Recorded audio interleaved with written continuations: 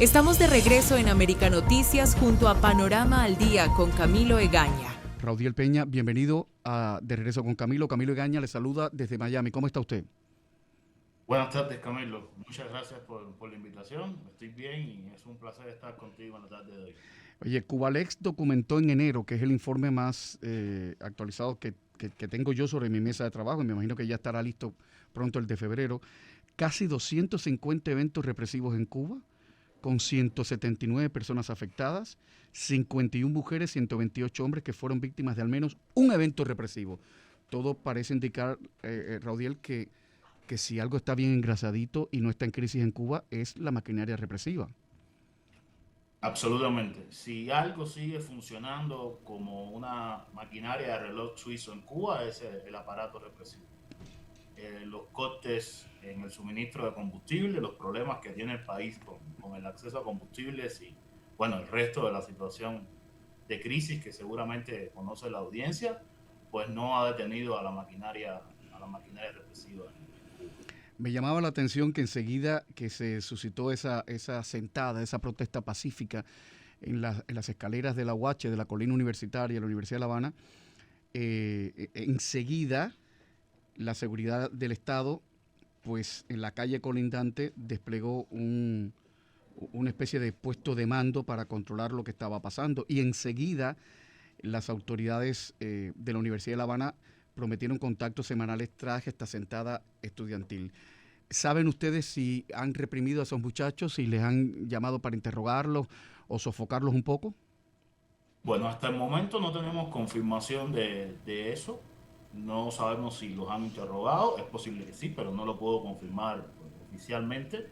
Lo que sí sabemos, porque además varios medios de prensa le han dado cobertura en la mañana de hoy, es que tenían planificado verse en un parque en el Vedado, está ubicado en H21, y automáticamente la seguridad del Estado y otros factores, como se le conoce en Cuba, organizaron una especie de evento social, digamos, incluso con la participación de niños para evitar que estos estudiantes se concentraran en el parque. De cualquier forma, aunque no tenemos la confirmación de que hayan sido interrogados por la seguridad del Estado, que los hayan acosado de alguna forma, no descartamos que eso ocurra en los próximos días, porque en otras situaciones similares eso ha constituido un patrón de conducta de los órganos represivos cubanos. Unos días más adelante que ocurren estas protestas, pues digamos que a las personas que tienen cierta capacidad de liderazgo dentro de estos grupos, pues son citados, interrogados, amenazados de diferentes formas.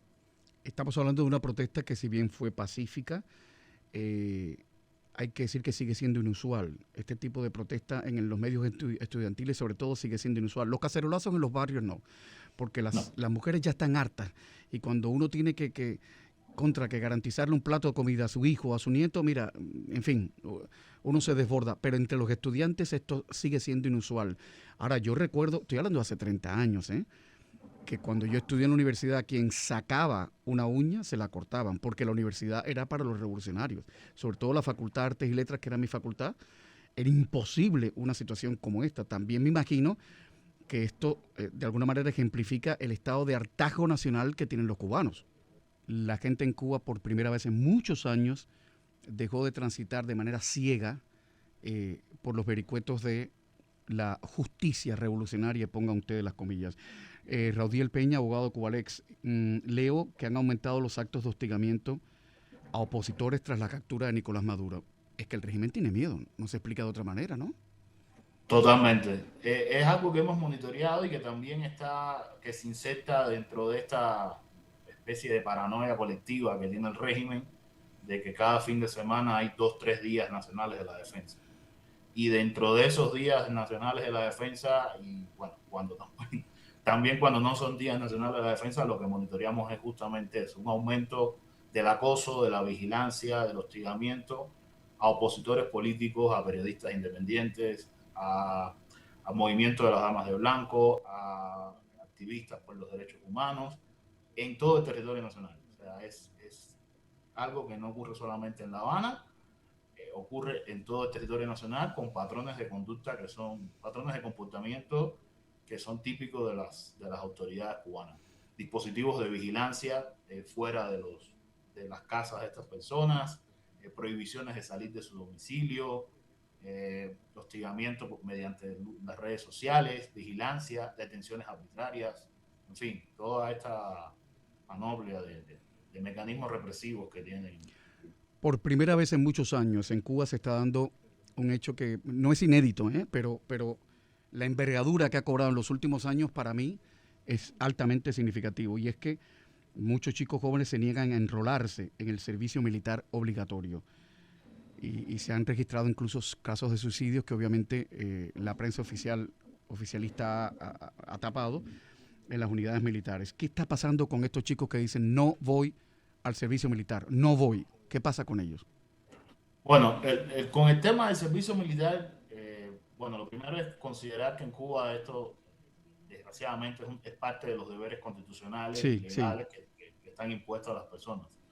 Pero lo que sí hemos notado, como tú señalabas, es un aumento de la negativa a asistir al servicio militar, no solo de los chicos, sino también de los familiares, que son los primeros que reaccionan de alguna forma a decir mi hijo no va a ir al servicio militar o mi hijo no va a cumplir las obligaciones del servicio militar fuera de la provincia en la que viven. Y lo que hemos notado con eso es que las personas incluso se oponen al cumplimiento del servicio militar sabiendo que no presentarse es un delito y que además no presentarse al llamado del servicio militar también puede recibir multas de unos cuantos miles de pesos que para la audiencia creo que es bueno que sepan que hoy en Cuba es una suma de dinero considerable. A pesar de eso, hemos visto un aumento de las personas a negarse a enviar a sus hijos al servicio militar y de los chicos que dicen, pues no vamos a asistir a la convocatoria. En muchos casos terminan asistiendo, pero lo tienen que hacer básicamente sobre la base de la coacción y de la presión del Estado, que los amenaza con la prisión o con multas cuantiosas. Rodiel Peña, abogado de Cubalex, muchísimas gracias por haber atendido nuestra llamada. Un placer haber estado contigo en la tarde de hoy. Y saludos a ti, a todo el equipo y a la audiencia. Información confiable y al momento, de lunes a viernes a las 7 y a las 10 de la noche, aquí en América Noticias.